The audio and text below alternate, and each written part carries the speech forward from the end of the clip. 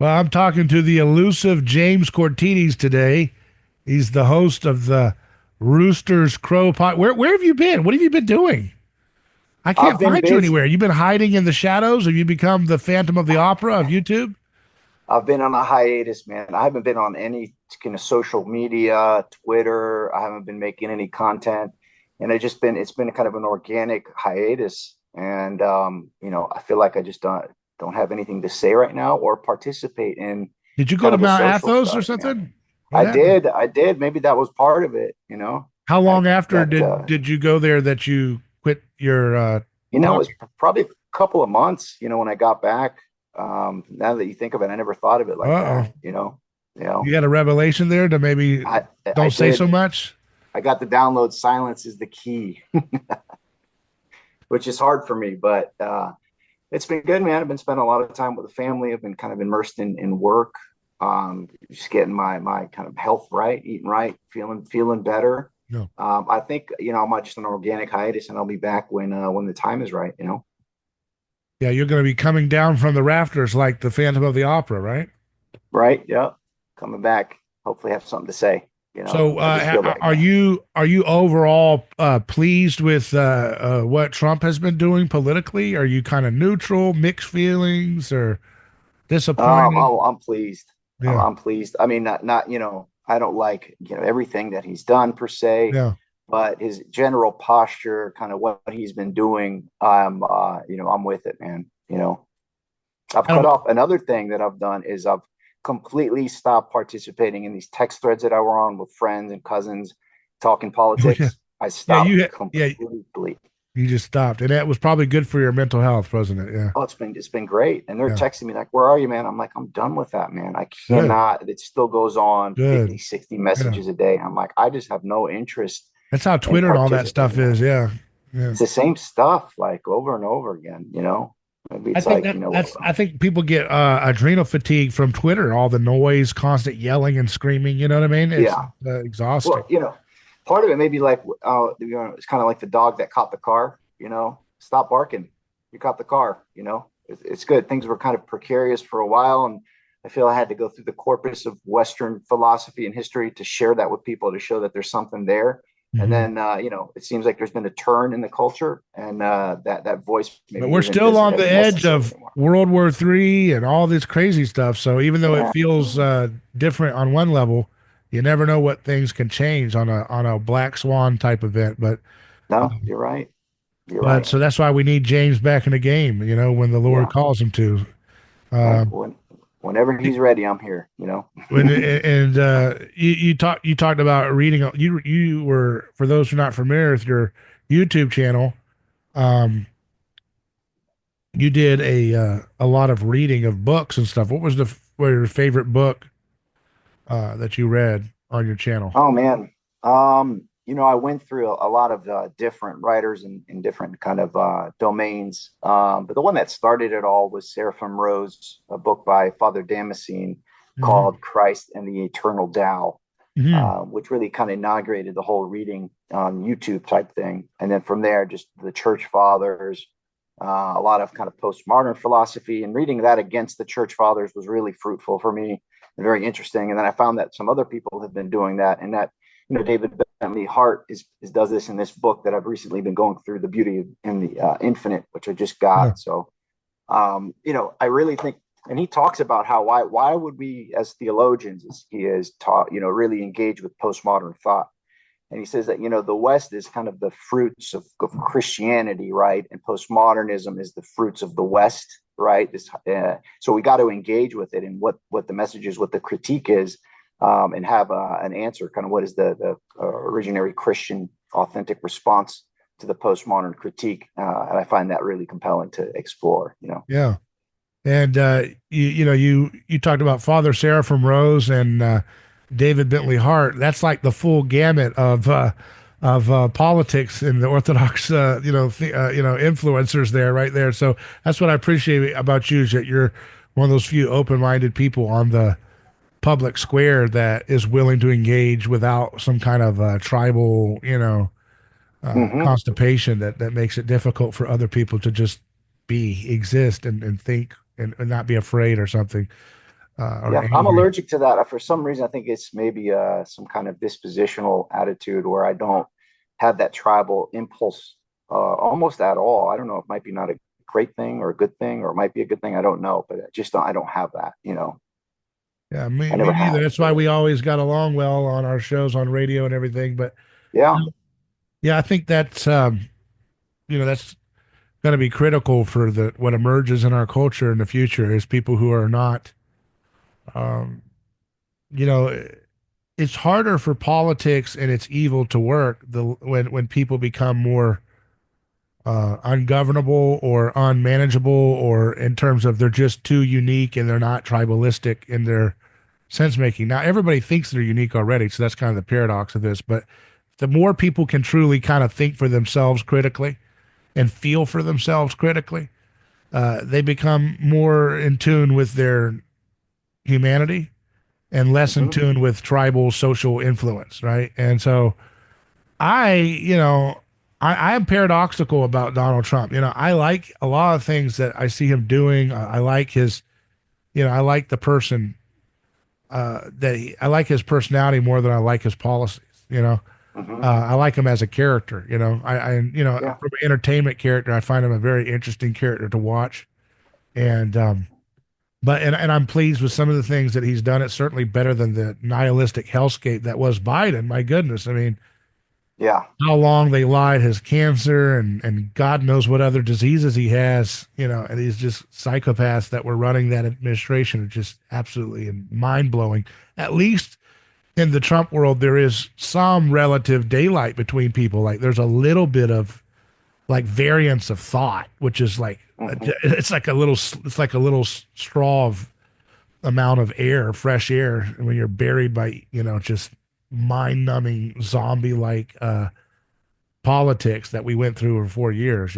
But Yeah. at the same Yeah. You see, time, yeah, go You ahead. see, Tapper's new book that just came out. Jake I, Tapper wrote a I didn't book. see it, but yeah, what was your general takeaway from what you heard of it so far? It's entitled Original Sin, by the way, and he interviewed 200 people close to the president, political act, people close to him.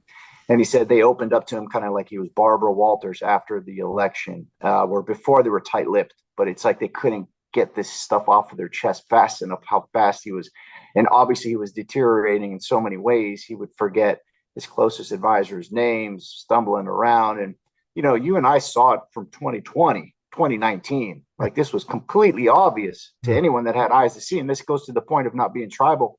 You get into this tribal, kind of echo chamber of way of looking at the world, you actually don't perceive reality.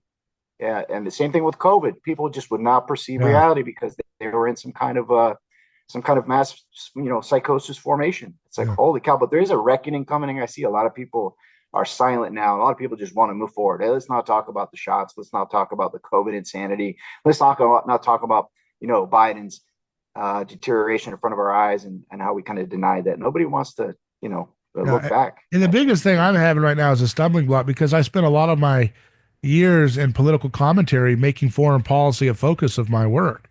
And, the things that we're doing in Gaza are just unconscionable and not acceptable. And you just can't, I can't, as someone who understands the Bible, the anthropology that Rene Girard helped us see, I can't go along with this little Whoville act where we just, oh, MAGA's good enough, my taxes are cut or something like that, a little bit less DI, and that's a sufficient price to allow Gazans to be slaughtered. Nah, can't do that. Can't do that. Yeah, And that's for any, and I'm really irritated by the lack of sovereignty that it seems that the Trump administration has in terms of its relationship with Israel. I'm hoping that that can be changed.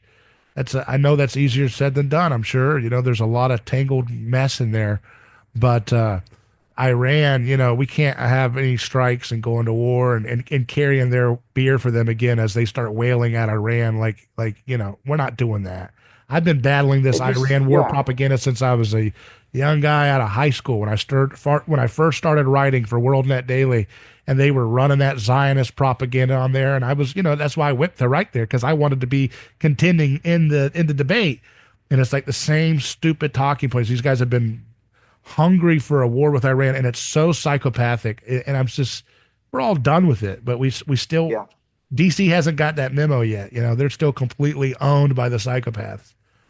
Yeah, I think you've seen a little bit of a break from Israel from the Trump administration where they're not completely, they're not going to give weapons to Israel if they're going to attack Iran. And, Israel said they're going to go it by themselves. So I think you're seeing some daylight there where you haven't seen that before. I hope They it's got to actually, be decisive though, because we could get yeah, easily yeah, embroiled in there with some kind of attack on our people. Our people are all sitting there like good little sitting ducks there, in terms of our yeah. bases and stuff, and that's Oh, dangerous. yeah. Yeah, yeah. Put a little false flag there. But I think the people, you've been paying attention to kind of the Dave Smith, Tucker Carlson, discourse that's been going out there versus the Mark Levin.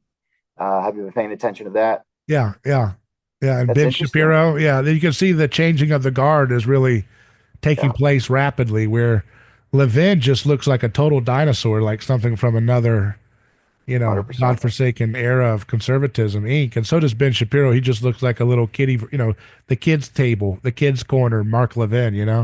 And Yeah, that's what you had to do to make money if you wanted to be an influencer in the algorithms. You had to kowtow to the war machine and the constant Zionist war machine. That's how it's always been like. And yeah, I took the Ron Paul pill when I was right out at the gate in 2007 when I was writing articles and I've had to go the tortoise route, not the hare route, as an influencer because of that. And that's all the more for it because history is vindicating us. Unfortunately, it's hard to wrap your head around the amount of suffering that people have to go through. You know what I mean? mm, Like, I yeah, mean, if something were to happen in our, in Florida, where people are being bombed to smithereens and just totally kids are being targeted, we couldn't even fathom the level of pain and suffering. And that just happens over and over again here with Gaza, but for decades with this mismanagement of foreign policy. We have how many wars, all the killing, it's just unconscionable. And you can't even wrap your head around it. How do yeah. you process that as a Christian? You're happy that Trump's in there, but he's still hiring and still picking people. And I know everybody says Rubio's changed. He's just dialed his warmongering down a couple ounces. I mean, it's not a total change. Yeah, I mean, I don't combine my Christianity at all with anything that's happening political. Like the whole Christian nationalism thing as an anathema to me. That's not what it's about at all. I mean, I kind of look at juxtaposing, Trump's, even policies versus what was before. It's like, oh man, so there's, and the fact that we're even talking about and we're seeing this daylight between the kind of, implicit support for Israel's policies from a foreign policy perspective. And now you're seeing this daylight and it's being presented and you're seeing it on the right and this divide that I think is good, that there is this actual daylight between them. And I think we're going to continue in this vein, and I think you're even seeing now that, I think Levin talked about how the term neocon is a cloak for anti-Semitism. So he says the term neocon is a cloak for Jew. I'm like, Oh yeah, I whoa, heard him say that's that. Yeah. that's a damn stretch, man. That's so ridiculous. It's just going to disclose more of the absurdity of their position. So, but I see my Christianity kind of in a different light than applying it in anything politically that's happening. Interesting. So you've taken kind of a detached approach that I mean, maybe I'm misreading, but that there's the domain of politics and the domain of Caesar, and then the domain of the spiritual realm that should be detached or interacting, but just not keeping your expectations low on the political side, or how do you view it?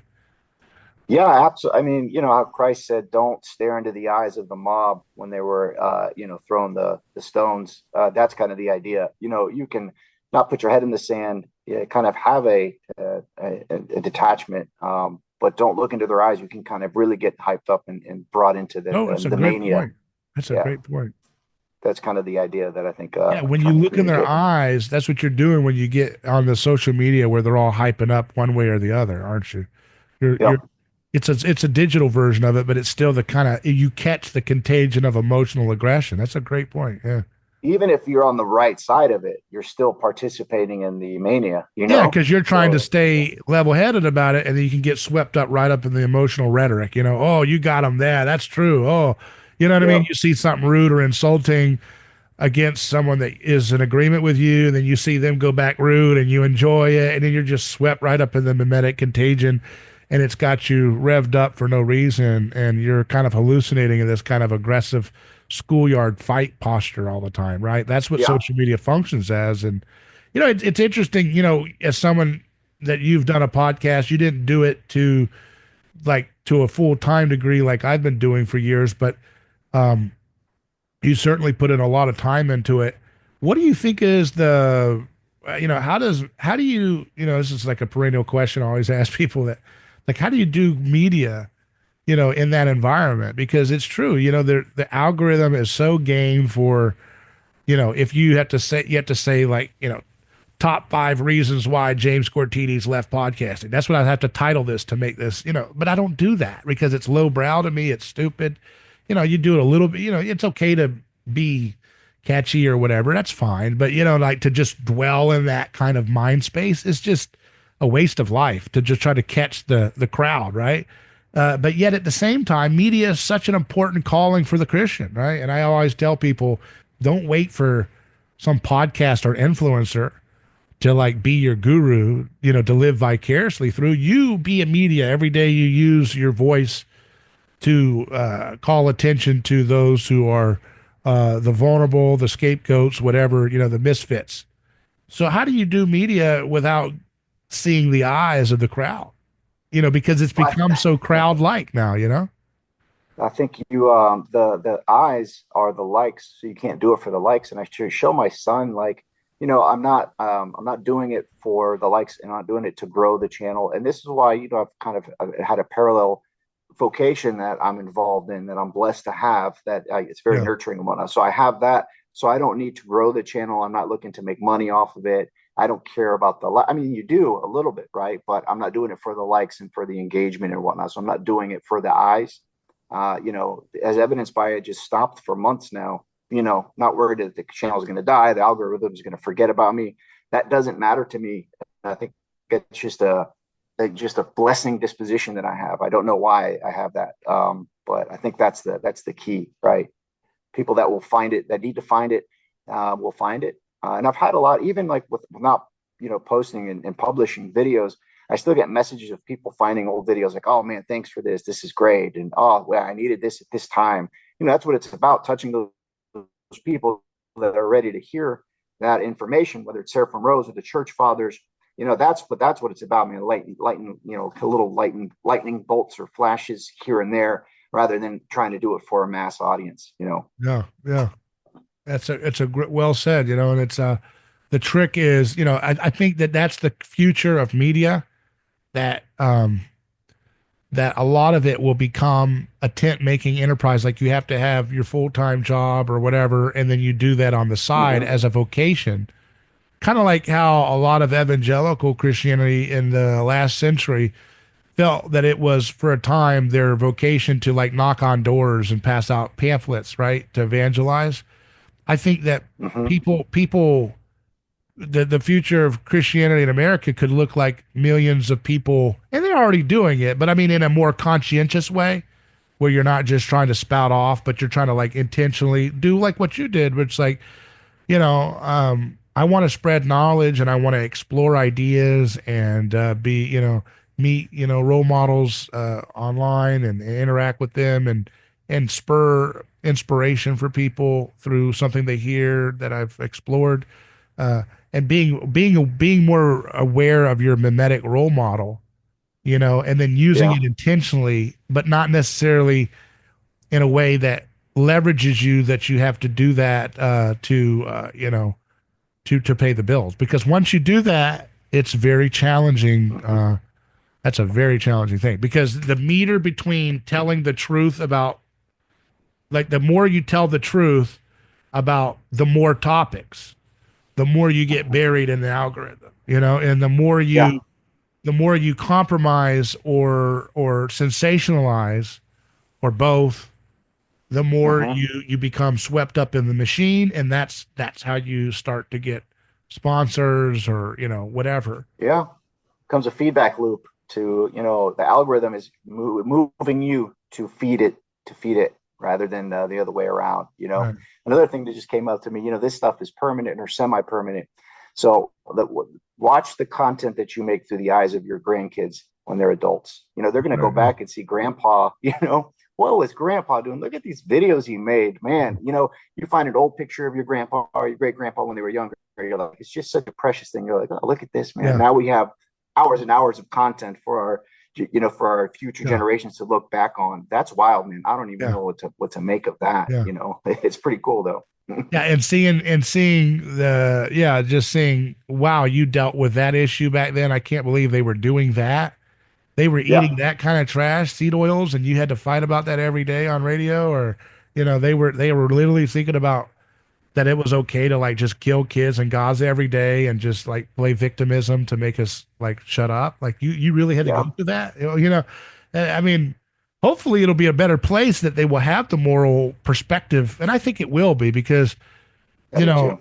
I think things are trending. It's funny how things are like simultaneously more nihilistic but more morally awakened at the same time. With the younger Yeah. generation, more checked out. I saw somebody was showing a video of some Gen Z guys watching that Mexican boat crash some of its mass into the Brooklyn Bridge the other day, and there was like bodies flying off and stuff, and the guy was just going, "Whoa, whoa, those are people up there," and they were like, "Dude, Hmm. this guy's." Neurons are like fried, and they were mocking like Gen Z people are like that, and Yeah. I was like, man, that's so despairing to think about that on one level, but yet Gen Z's got high rates of returning to Christianity and being against the war machine and the neocon nastiness. So it's weird how that's happening at the same time. Well, watch out for Gen Alpha, right? Gen Alpha, the young kids are way farther along in returning to the truth than Gen Z. So Gen Z is the end of something. So you're looking at, you know, it's at Yeah. the end of the alphabet, right? And you actually you see the latter half of Gen Z is moving towards what Gen Alpha is picking up. And I see it in my own children and their friends, and they're interested in Christianity, and they're interested in wholesome things. It's very Wow. cool. They're interested in wholesome things, and I love to see it. You know, so I think it's very encouraging to see that, and it's very poetic and symbolic that we're starting back over at Gen Alpha, and we're seeing that kind of turn happen as we turn to this new generation that's kind of starting at the top again. You know, it's kind of fascinating. What is that? So what do you think? What are the vibes of the Generation Alpha scene that you think is that you're picking up? I mean, from what you can. Yeah, I think they're interested in theological, you know, thinking theologically, you know, as much as they can. I think they're seeing the fruitlessness of drinking and alcohol and drugs and sex and pornography and all that. They're just not interested in that. It doesn't have that pull and that kind of that drive anymore. I think part of that is we've seen the outcome of that. We've seen the despair that it's led to in some of these latter generations. I think they organically are turning away from that, which is it's a wonderful, beautiful thing. You're also seeing them kind of more interested in actually participating in going to church. I was watching a video today of Alex O'Connor, and I think his name is Lennox, the theologian guy Lennox, and they were talking about this John turn, Lennox, the especially guy. with yeah, Yeah. John Lennox, yeah, talking about this turn of not people just believing in God again, but actually going to church again. And you're just seeing the fruits of nihilism ultimately are nothing, right? And we've pushed that to its end, and that's going to leading to kind of a return to a more original understanding of not going back to like this false Christianity or this superficial Christianity. People are looking for the truth deeply, and I think they're finding it because it's there and it's at hand. And I was reading in this Hart book. I don't know if I can find the quote, but he says something. You know, the kingdom of heaven and the kingdom of man, or the city of heaven and the city of man. He's quoting Augustine, are at hand. What does that mean? And how do you know what city you're living in? And that's you know, what you love and what you desire is going to determine what kingdom you're in. I'm like, oh, that's perfect. You know, what you love, what you desire, what you focus on is going to disclose the kingdom. Both kingdoms are here at hand and present. You know, how do you determine which one that you're in? Is by what you're focusing on, what you're desiring, what your love is. You know, where your show me where your heart is. That's where your treasure is, in a sense, right? So if you're focusing on trying to find the originary, you know, Christian impulse, trying to follow Christ's commandments, that is going to disclose the kingdom of heaven here, right now on earth. And it's like it's such a beautiful, encouraging, hopeful message. You know, does that make sense? Yeah.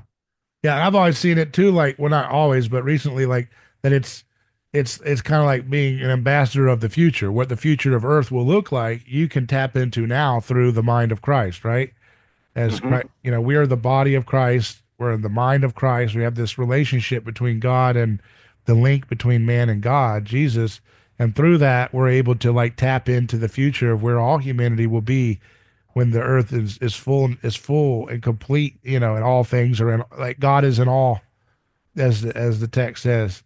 And so when Yeah. that happens, like we don't have to wait and just slog it out now. We can live it out now. And that's some of the things that I've tried to introduce in the discourse through the years, is that a lot of the folks who have become interested in Christianity again, the millennials and Gen Z who are converting to traditional, they call it trad, or the word for that, for older forms of Christianity, that it's important to not get in a reactive, backwards looking view while you convert to those traditions, but to keep the progressive, uh, future looking view that Christianity actually has in its organic form, right?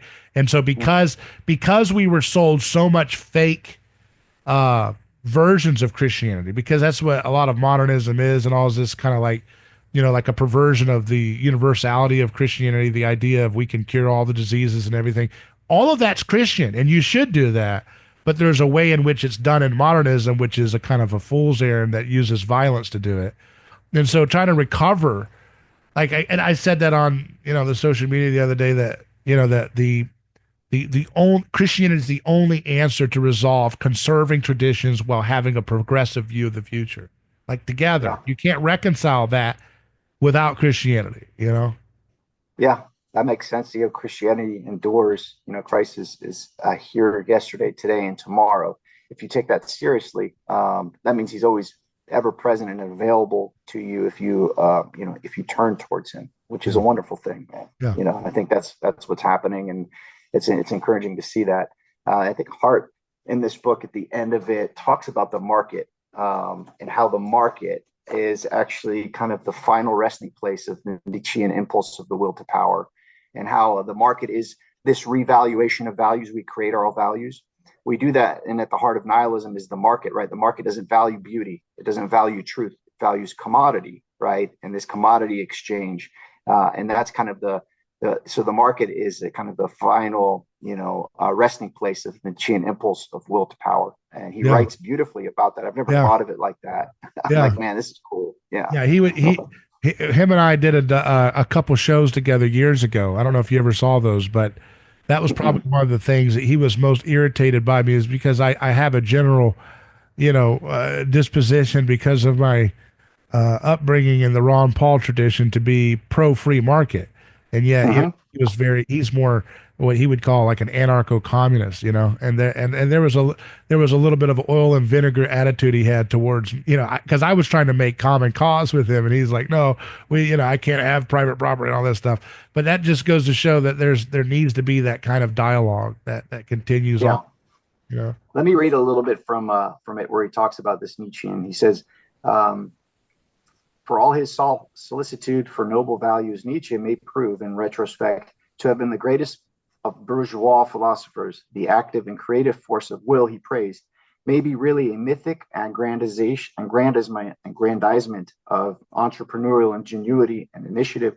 Talk of the will to power, however abstracted and universalized, may reflect only metaphysical inflation of that concept of voluntaristic punctiliarity that defines the quote unquote subject, to which the market is hospitable. The notion of a contentless and spontaneous activity that must create values describes, in somewhat impressionistic vein, the monadic consumer of the free market and the venture capitalist.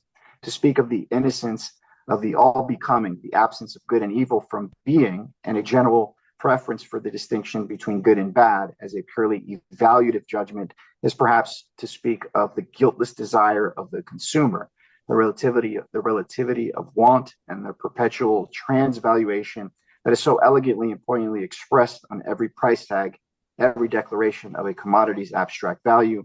A force that goes always to the limit of what it can do is perhaps at one with modern capitalism's myth of limitless growth and unbounded trade. And he goes on and on. And he critiques Marx in this vein as well. It's kind of interesting.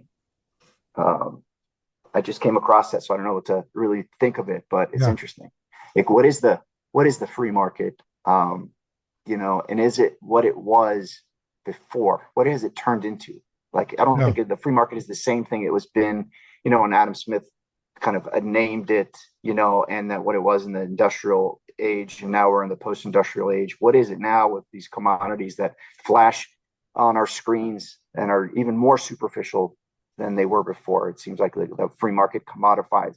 It takes the value, the beauty, the substance Yeah. out of things, and makes them superficial and transactional. Well, it's like And there's well, no. there's a couple of things there. That's like there's the word free market, which is a symbol for this cultural edifice that we have. And then we have the abstract notion that Austrian economics teaches about like markets and how they work.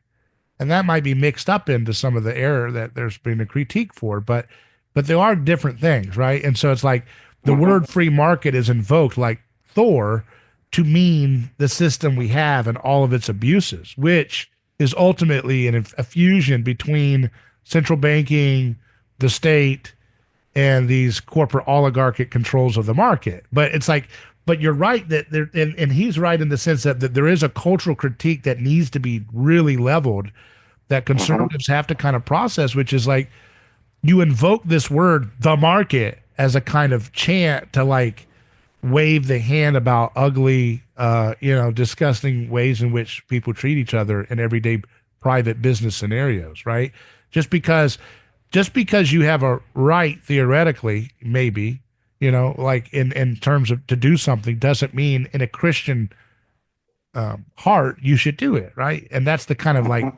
there's this attitude of kind of well, and I see it, and I've talked about it a lot. It's like people, even when you go to church, right? There's this kind of notion that like as long as you're not doing like something egregious like running a gambling casino or a prostitution ring, whatever you do in your business is just you, right? Mhm. You know what I'm Yeah. saying? And it's like don't ask, don't tell kind of policy about like whatever you do in your business. It's kind of like that separate domain where you can kind of you could be a money hungry person or a mimetic person or exploitative consumer capitalist or whatever, and not think more conscientiously about what you're doing with your power or your position in society. That we should Mhm. be able to redeem all of that. All of that should be redeemed and not just left at, like, I'll tell you, for example, and I mean, it might irritate people, but I don't like real estate. I think people that sell people, and I know that irritates people because it steps on everybody's toes, but like selling people on mortgages that they can't afford and getting them into bondage of usury, and your job is to like entice them to keep up with the Joneses and then stick their little kids with this disgusting usury. I Mhm. just find that so disgusting. And yet Yeah. it's such a banal job that everybody knows someone that does it that they really care for dearly. And I find it absolutely disgusting. And I think that there is a place for the market critique to come into that, and be like, what are we doing here on an individual Yeah. level and then a collective level, right? Loading people up Yeah. with debt. Well, I'm just doing my job. They wanted that house. Well, you could have been a Christian there. Yeah. Jesus does condemn usury like a million times. You could have Yeah. told them, man, but then you wouldn't be a good realtor, would you? Because everybody's just kind of pushing them on their desires, right? So Yeah. be, Yeah. James, what you've raised and what I think what the core I think about the best of what David's saying there, and if you have anything else that's in that text, that's great to add to. But it's like it's really a critique on the on the idolatrous notion of the individual and his desires, right? Like we have to get past this notion that my subjective desires are untouchable, and realize how much of it is just meaningless imitation of other people's desires. Yeah. Because ultimately, what we desire is determined by the metaphysics that we're embedded in, right? And at the heart of our postmodern, late market capitalist metaphysics is nothing, right? So we desire things because of their fashion, because they're in fashion, and they exchange. We get them, and when they're out of fashion, we buy the new thing, and there's nothing there. There's no there. There's no substance in it. He talks about how Christ is once you invest your desire and love in Christ, Christ is uncommodifiable, he says in that, right? He's not a commodity. He resists that. That's why the market doesn't, really, function, in a real Christian sense like that. So at the heart of free market capitalism, at least this late postmodern version, is the desire for nothing, you know, and and I think we've run up against. That's why we're seeing the end of nihilism. The bubble is bursting, and we're seeing that because you see like the traditional midlife crisis. You get the sports car, you get the wife, you get the house, and then you get into your 40s or 50s, and you realize that it was all for naught. And you have a crisis of conscience, Yeah. right?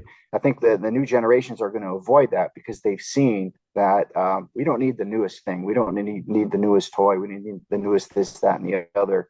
I think once you plug in your desire appropriately, through prayer and through, authentic thirst for the Christian heart, then you can participate in the free market without being captured by it. I Yeah. think that's what's important. Yeah. Yeah.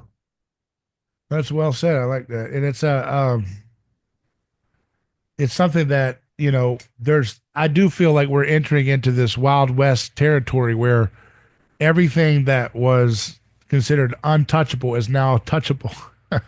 Hmm. And it's fun, I mean, we recently had the pleasure of seeing my co-host for the show, who Dr. Yu, Dr. Hmm. Wei Ping Yu, went on the Patrick Bet David show with Terrence Howard, and he had an Hmm. apocalyptic, a neighbor's choice type moment there, because they brought him on with the thought that he might provide the standard conventional establishment view of physics in contrast to Terrence Howard's heretical, deviations. And Yeah. instead, Dr. Yu affirmed many things in which Terrence was very right about. And then he gently Hmm. critiqued him in a very humble way about things that he thought he wasn't right about. And it was a Oh very wow. Christian kind of moment. It got like, I think altogether, the clips and things were like past 47 million views. And Dr. Yu Wow. became I was so proud moment for me because I'd been pushing, Dr. Yu's ideas and his theory of everything, the Yuan theory, on our show for years and waiting for it to catch on. And it's all this mimetic little, it's a mimetic game, right? And you're like, man, and I've always said, man, I wish people were not so mimetic that they have to wait for the crowd to validate somebody before they'll give it a shot, because that's just Hmm. the whole point of being Christian, is being able to look past the eyes of the crowd, like you said, and look for the truth. And you'd Hmm. think with a nation of 330, 360 million people, that we would be able to, at least a million of us, or half a million of us could maybe really think like that and use our Christianity that way. We could change the world with just 10,000 people like that, Absolutely. And I think that's happening. I Yeah. think that's what's happening, Yeah. but you're not going to see it in mass. You're going to see it take hold in little pockets, digitally and in real life, and kind of see this kind of feedback loop that's going on. Yeah. It kind of as an aside, I have this at my job. We work with different clients, with medically fragile children, and there was this family where this parents, some parents are very difficult because they got very difficult situations, and they're kind of counting on caregivers to show up, and sometimes they don't show up. And I had this one of the most kind of challenging clients, and he actually tried to get me fired at a time, and it was a very difficult situation, right? Cut to long story short, he just sent me an email. He joined the Orthodox Church recently because of the conversations that we've had in these difficulties, and just the most mind blowing thing. Like, I'm seeing this information. He said, James, you played a huge role in this, in me actually being able to find my way here. And he went from this guy that was trying to get me fired, and all of a sudden we're having these theological discussions out of nowhere with someone like a normie at work. And he ended up founding his way into the Orthodox Church. I'm like, wow. So this came from my participation in conversations like this and engaging with people and ideas on the internet. By the way, I wouldn't have found my way back where I'm at now without those things. So the technology is something that, if used appropriately, put in its right place, can actually proliferate the authentic Christian vision of the world, I think. Yeah. On that note, have you been following Jordan Hall and his thought on Bitcoin monasteries, and I haven't. No, and this? I haven't talked to him since around the time that we last had him on the show. But no, what is he up to? Man, I got to share this conversation that he had, and part of I haven't been able to, like, nothing compelling has seemed to be on the podcast sphere anywhere. Like, nothing new and compelling. It's just been the reappropriation of the same material. And I caught this conversation he had. I forgot who he had it with exactly. And it was a rather long conversation. At the end of the conversation, they talked about how Bitcoin is really akin to the Christian Holy Spirit and analogous, very analogous to it, and talking about how Bitcoin is the future of transaction and the way that this kind of fabric of transacting that is Bitcoin, that is blockchain, so to speak, inaugurates a new way of being in the world that is very close and akin to the Christian ethic. At the heart of it is integrity, the integrity of trust and transaction. That is at the heart of Bitcoin, right? You don't need a third party. It can be done between two parties, and they talk about how, like, money and law, the function and the effectuation of money and law eventually, seeps itself out into the way people treat each other. And we are kind of an expression of the code that is language, money, and law, right? So we are kind of expressions of that. Over time, the way that we transact, it gets into our way of being with each other. And Bitcoin, or the blockchain, inaugurates a new way of being with each other. And it kind of inaugurates the divine economy of the logos, of transacting each other in complete good faith with integrity. And I'm not able to metabolize it and communicate it, but I found it extremely interesting and compelling to think about how at the very bottom, the way that we transact with each other, right, actually affects the way that we engage with each other as human beings. Like, there's something at the fundamental code level of language and the law and of money, that these three kind of elements interact within us to engage how we interact with corporations in the world, with each other as neighbors and everything. So it's like this new fundamental code that is emerged, that is this blockchain, is eventually going to inaugurate the kingdom, in a sense, because it verifies a way of transacting and engaging with each other rooted in trust, in faith, actually. I was like, whoa, it was compelling. I'm not doing it any kind of service by trying to summarize it. I'll send it to you. Yeah. But I found it very interesting. I've heard him talk about the Bitcoin monastery before, and I've heard kind of thoughts about Bitcoin in this regard. This was the first time that I'm like, oh, I get what you're talking about. And it kind of lit me up a little bit. I have to check that out. That reminds me of, like, this prediction I've kind of tried to share with people, which is that, wealth is very scarce, so to speak, in the earthly sense, in this rigged economy. But at the same time, money is not scarce. It's printed out of thin air on computers.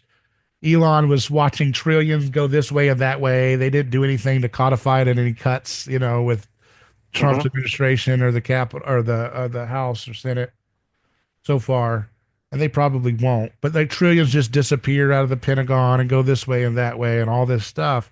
So money is very, like, post scarce, whereas real wealth is very kind of scarce right now for folks in the rigged world economy. And I think that what's going to happen if Christians get their act together with the way Bitcoin and, look how Bitcoin is very scarce. It costs, like, what is it, going closer to $100,000 a coin? So it's, like, very scarce. And I think that money, in my opinion, represents the kind of, and Bitcoin too, is kind of like putting it back in its proper place. It will be extremely scarce in the future, and wealth will be very post scarce. So we're going to switch. Right now, we're living in a country that's flooded with dollar bills on computer paper all day. And yet we have no money. We have no wealth. Though. We have no wealth. Yeah. Because that money is referred to nothing. It's fiat currency. It's, and that's actually speaks to the point of, since money was, currency was taken away from the gold standard, it was fiat, and it was based in nothing. Again, the whole metaphysical presence of nothing, right? So the stuff you buy with nothing is invaluable because there's no value that's actually being exchanged at a metaphysical level. And it actually made our relationships more superficial because the money isn't rooted on anything. So the way that we transact isn't rooted on anything, and it's like you're living a lie every day that you give nothing for something, right? Yeah. I like that. And the something that you get is rooted in nothing. So there's no value to it. So this new, this new idea with the Bitcoin and what that is and what it can do in kind of grounding which sounds crazy, right? Grounding value back into something real when Bitcoin seems, Right. computers, it's hard to understand. But the whole proof of work concept is what is at the heart of it, and how it actually re kind of roots us back into kind of a reality of transacting with each other. So I think there's a lot more to think about Yeah. there, and to think through it. I think if And I we, don't, yeah, yeah, I I've think, always had this yeah, intuition, even when Bitcoin like came out in recent, that I would tell people, about Bitcoin, and they would invest in it and they would trade it just like they do in any other stock. And I would tell them, this is different. You can get trade stocks and trade into maybe other cryptos, and all the little ones that popped up. You're casino just stuff. participating in the same thing. Yeah, it's But the same I've casino. always Yeah. had this intuition that Bitcoin, this blockchain, is different. So when I bought Bitcoin, I never touched it again, and I probably never will, because I have this intuition that whatever this is different. It's different. And so we're trying to apply old concepts of transaction to this new thing, right? And you can do that because you can transact it, just like you do a stock or penny stocks or whatever it is, invest in it, and it goes up, number goes up, and I take some money out. And you can actually do that with it. But I think there's something else there that it hasn't really come to our consciousness what it is and what it may be. So It's interesting. probably waiting for, again, that harmony between money, which is in this Bitcoin, which is a concept of the mind. In order for it to progress, it has to be incarnated. It has to be embodied. And I think Yeah, the embodiment will be the energy revolution that I keep talking about, whether it's yeah, it's well said. cold fusion, or endless energy, some other way, whatever horse gets us to that promised land, when we get to a level where energy is super abundant and we don't give a darn about the Suez Canal or whatever, and so therefore we don't Hmm. care about the wars and we don't care about these ridiculous nihilistic, uh, rules based orders that, like you said, mean nothing because they're completely violated for every personal, murderous desire that these people in power have. We would just be able to move away from that as a species when the cat's out of the bag, that energy is, you know, too cheap to meter. And when it gets too cheap to meter, that I think will give the body for Bitcoin or something like it to incarnate. You know what I mean? Yeah, I think that's a Like good point. the Yeah, brain catch it the needs to be brain incarnated. races Yeah. at our mind has raced it because we're Gnostic culture. Our mind has raced Hmm. ahead of our body, and so our body has to Yeah. catch up because our body's still living in gas powered cars, and that's incarnational physical stuff from 100 years ago. Once we Yeah. calibrate back up to where we should be, it'll situate the money in its proper place, and the banks will go bye bye, and the cartels that have spent, like, and the thing that I'm most excited about is what Ray Pete taught me. When I got to know him, and just meeting so many delightful followers of his that I've got to know through the show and on offline. I mean, it's been remarkable because it it really does ground a lot of the spiritual principles that Jesus teaches and Paul teaches in a way that's very concrete. Like, okay, this isn't just some kind of, like, when you hear about the spirit man and all this stuff, it's very esoteric and woo woo for people. It's like some kind of spiritual, just another religion. What is, I got to get to my spirit Hmm. man? What is Paul talking about?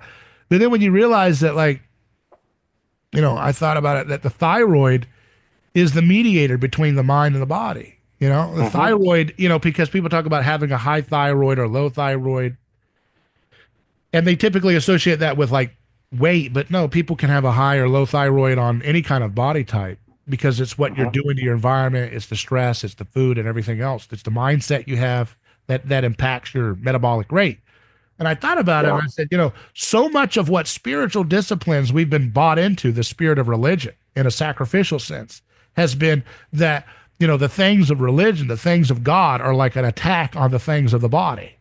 That's a Yeah. disorientation of your metabolic system that produces that kind of 100%. theology. Because Yeah. think about your thyroid is positioned in your neck, and you've got your head, which has got your mind, and then you got the rest of your body. It's the mediator between the Between heaven and heaven earth. and earth.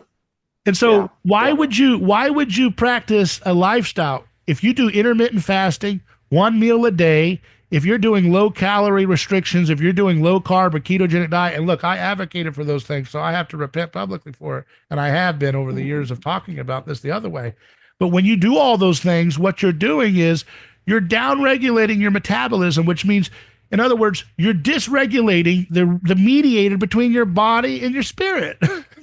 Yeah. I started No, I thinking think about that's it. right on. And when you think about what Jesus said, he says, if you want to know what the kingdom of heaven is like what I want you to be like together, go look at the kids. Well, kids have a high thyroid unless they're poisoned, you know?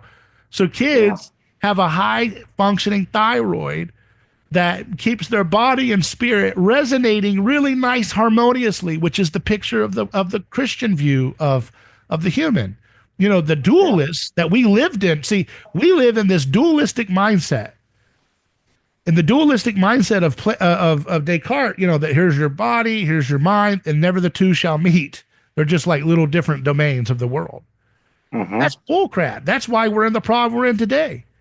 because we don't want to integrate the incarnational view of the body and soul together. And so we don't want to take Christianity down to the roots and say, no, it has things to do like thyroid and function.